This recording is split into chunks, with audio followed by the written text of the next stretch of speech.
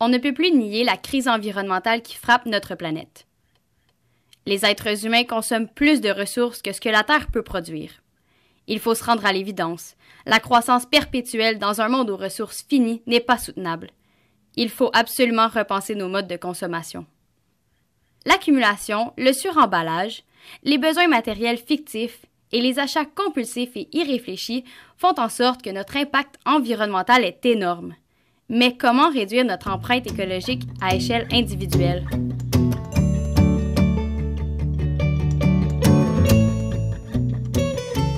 Le mode de vie zéro déchet est une bonne solution. Un mode de vie minimaliste et simple. Alors, qu'est-ce que c'est le mode de vie zéro déchet? La hiérarchie des 3 RV. Donc, les 3 RV, on veut réduire d'abord, ensuite on veut réemployer, puis on veut recycler. Puis il y a la valorisation à la fin et l'élimination qui est vraiment très loin. Le mode de vie zéro déchet s'installe dans le premier des 3 R. Réduire d'abord notre consommation de tous nos produits. On est complètement dépendant au plastique en plus. Donc, le mode de vie zéro déchet vient à se poser la question, est-ce que je peux trouver tel produit non emballé? C'est vraiment toute une philosophie, faire monter à la conscience qu'est-ce que j'achète, est-ce que j'en ai besoin, puis si j'en ai besoin, comment je peux l'acheter pour pas générer un déchet. Comme nous l'apprend Bea Johnson dans son livre Zéro déchet, nos actions individuelles sont déterminantes et capables de changer les choses. Les ressources naturelles s'épuisent et pourtant, nous achetons des produits à base de pétrole. L'économie est faible, mais nous achetons des produits étrangers. Notre état de santé général décline, mais nous nous nourrissons d'aliments transformés et utilisons des produits toxiques pour nettoyer nos maisons. Ce que nous consommons influe directement sur notre environnement, notre économie et notre santé, tout en créant une demande plus forte. En d'autres termes, acheter, c'est voter. Les décisions que nous prenons au quotidien ont le pouvoir de nuire à notre société ou de la guérir.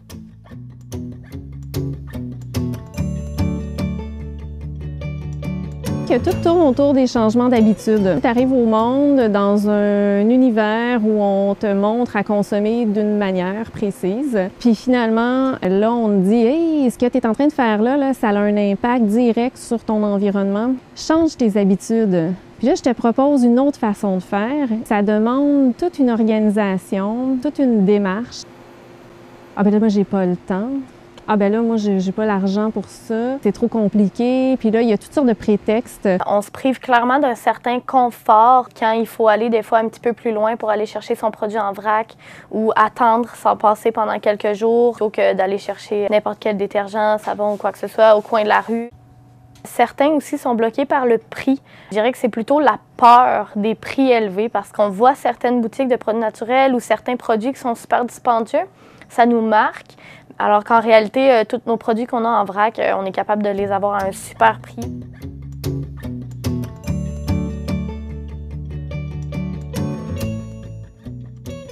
Pour l'environnement, l'avantage étant qu'il n'y a aucun contenant qui est jeté. Tout ce qu'on peut réutiliser est réutilisé, recyclé. Puis les autres avantages d'acheter en vrac, en fait, c'est qu'il n'y a plus besoin d'aller à plusieurs places, surtout quand on est client régulier d'ici.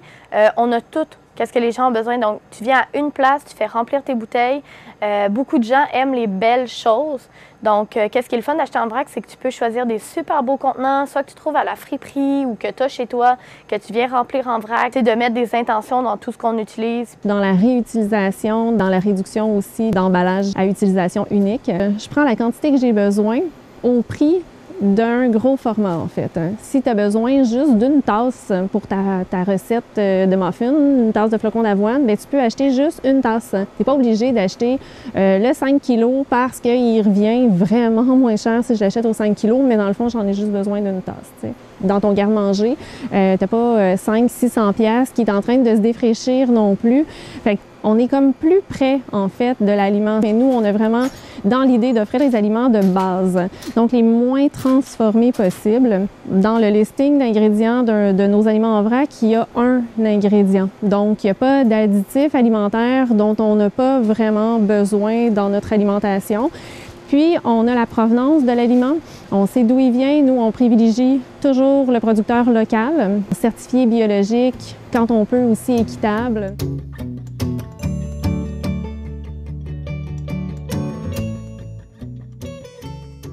On offre plus de 500 produits en vrac. On a une gamme de produits très variés de base. C'est ma première fois. Pouvez-vous m'expliquer? Tu peux avoir tes contenants ou pas. On a des sacs en papier qui sont compostables ou recyclables. Si tu arrives et tu as tes contenants, la première chose que tu fais, tu vas les peser. Donc, tu les pèses avec le couvercle, tu écris le poids de ton contenant. Tous les produits en vrac ont un code. Donc, tu as juste à indiquer le code à côté du poids de ton contenant. Puis, hop, la vie. Tu prends les quantités que tu as besoin. On a tout ce qu'on a besoin, en fait, pour la maison et pour le corps. On a les contenants de base de tous les produits qu'on tient en vrac emballés sur tablette. Donc, quelqu'un qui n'a pas de contenant chez soi, qui veut le contenant approprié, donc que ce soit une bouteille Vapo, une cruche de lessive à linge, tout ça, on va les avoir déjà toutes sur le plancher. Donc, les gens peuvent partir avec leur premier produit tablette. Par la suite, toujours ramener la bouteille pour le faire remplir en vrac. On n'est pas regardant sur les contenants. Nous, on s'en fout. On veut que rien aille à la poubelle. Quelqu'un qui veut être zéro déchet, on est vraiment un allié, clairement, pour ces personnes-là. Mais les coups de cœur des clients, les brosses à dents en bambou, sur les pailles dernièrement, pour remplacer les pailles en plastique. Puis sinon, la lessive. La lessive est vraiment appréciée. Ça n'en prend vraiment pas beaucoup.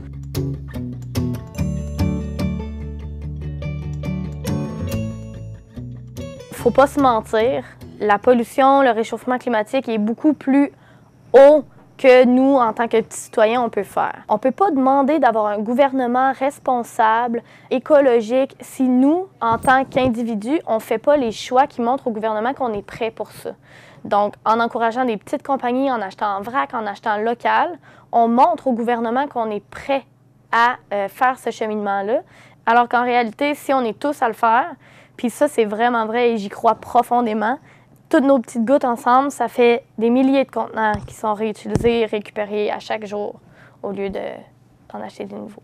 Moi, je suis un acteur de la société. Toi aussi, tu es un acteur de la société. Tranquillement, la personne qui devient acteur dans son milieu de travail, dans son milieu d'études, dans son milieu familial, bien, elle va rayonner des pratiques qui ont un impact positif sur l'environnement.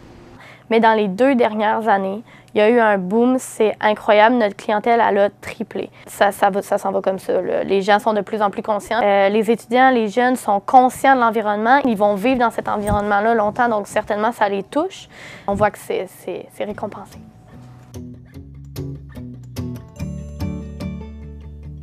Finalement, on se rend bien compte que tendre vers le zéro déchet est beaucoup plus facile qu'on ne le croit. Avec un peu de volonté et d'ouverture, on peut arriver à réduire considérablement notre empreinte écologique, tout en adoptant un mode de vie plus simple et en économisant de l'argent, non seulement pour notre bien, mais aussi pour celui de notre planète. Le changement tient dans les mains des citoyens. Alors, êtes-vous prêts à faire votre part?